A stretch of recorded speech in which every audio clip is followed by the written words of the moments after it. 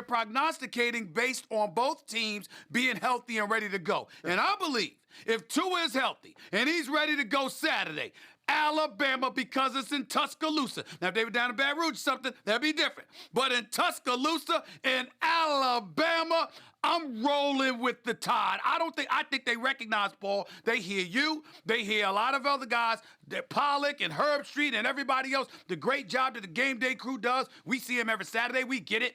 I think they see and they know we lose this game, particularly after the way we looked at the national championship game, even though that doesn't have much to do with now. The bottom line is, this is your shot. You blow this game, you're not going to get to the college football players with other teams and the success that they're having, LSU, Ohio State, obviously Penn State, and others. You're not going to get it. You cannot lose this game. I don't see them losing on their home turf. I think Alabama handles their business. You know, Max, that's the first time I've agreed with Stephen A. today, because he is right. Alabama cannot lose this game. Why? Because they played a crummy schedule, and after this, they'll play Auburn, and Auburn, by the time they get to them, will have 3 losses, very likely, and if Alabama beats Auburn, they'll have 4 losses, and that's not going to be enough. In the past, Alabama got the benefit of the doubt. We all know who the coach is. We all know the tradition. But that's also going to be held against them, because twice, Alabama has won the national championship without winning its own division. In 80 years, only one coach has pulled that off, and that's Nick Saban. And even though this committee, we think they're objective, Stephen A. and Max, I think that will be held against them when they meet in that room. I realize I've helped your argument from earlier, but I'm trying to be a good friend here today. Paul, so it's a must-win for Alabama.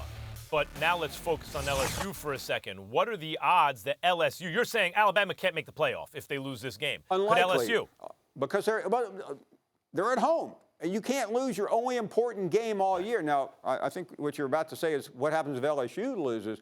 LSU's in better shape.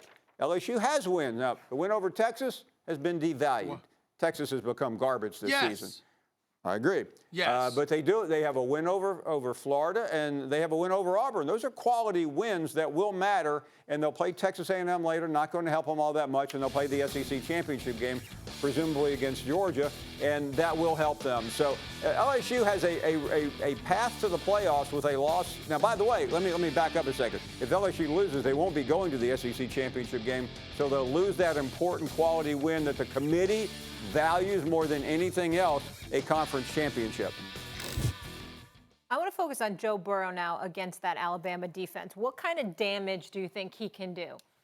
Well, I think he can do a lot of damage because, Molly, this is not an elite Nick Saban defense, and I think that's one reason why there's some uneasiness. Now, having said all that, haven't you noticed Stephen A.'s nervous energy all day today? Yeah, I mean, I got to pause right here for a second as we talk about Joe Burrow, because Stephen A., we've done this a long time. I don't think I've ever seen you be this agitated. Now, are you agitated because you are confident Alabama's going to win, or you're fearful that your mouth is going to have to pay all these checks that you've been writing to Marcus Spears and Ryan Clark and all these other people? You know, that is a very, very valid point. If I'm nothing else, Paul Finebaum, I am honest. The presence of Ryan Clark, along with Marcus Spears on this show every week, and Boogie McFarland, who I interview every Monday before Monday Night Football. The combination of those 3 dudes swarming me with LSU all year long. Listen, I got love for them. I respect them. But damn it, they ain't Alabama. And I believe that Alabama's going to take them out, because I'm salivating at the opportunity to shut 3 of my colleagues up all in one fell swoop. One afternoon, I shut up 3 mouths for the rest of the year. And that's Stephen, a beautiful position for me to be in. You and I share a secret, because last year, all 3 of them said the exact same thing when Alabama went to Tiger Stadium. And you know what happened? Joe Burrow was the quarterback. Wasn't the same situation, but Alabama won 29-0. I mean, That's LSU, right. I don't think LSU scored 3 points the last 2 years against Alabama. Boy, I hate to get off this different top. now, Max. He's different now, Max, because he's completed about 78% of his passes, just 30 touchdowns, 30 touchdowns, just 4 interceptions. But I'm telling you, they're gonna stay. They're gonna put something on him. We're gonna find out about Joe Burrow. Listen, it's such a great game, there's a lot to talk about, but the Taggart firing, Paul, how attractive is that FSU job right now, do you think? I don't think it's attractive at all. And the people in Tallahassee are talking about, we're going after Bob Stoops. Well, by the way, I don't think Bob Stoops is that big of a catch anymore. He's past his prime. He left Oklahoma because he was worn out. Remember, he needed a break, and they've done pretty well without Bob Stoops. They've won a couple of Heisman trophies and have been to the playoffs. But assuming it's not Bob Stoops, and I don't really think it's going to be, why would you want to go down there?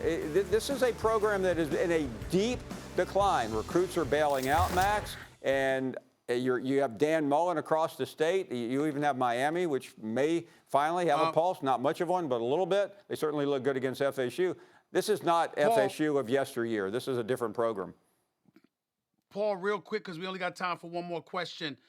How should we be looking at Jimbo Fisher in light of the combination of what he left for Taggart to deal with, which may have had everything to do with what Taggart ultimately did on the job, and what he's doing at Texas A&M right now? First-class institution, all-star facilities all over the place, $75 million contract. I think Kevin Sumlin, I like Jimbo Fisher, but I think Kevin Sumlin did a better job than this. Well, I mean, listen, he's trying to build a program, and I'm going to give him a benefit of the doubt, or the benefit of the doubt. Okay. He's played 2 number-1 teams already this year in Alabama and Clemson. He very likely will play a third 2 weeks from now against LSU. That will probably be the 5th loss of the season. I think next year is critical. I'm not blindly defending him. I'm just saying he's trying to regenerate that program. But he faces a very big year. At that price, you can't lose 4 or 5 games a year. Thank you so much for watching ESPN on YouTube. For more sports highlights and analysis, be sure to download the ESPN app. And for live streaming sports and premium content, subscribe to ESPN+.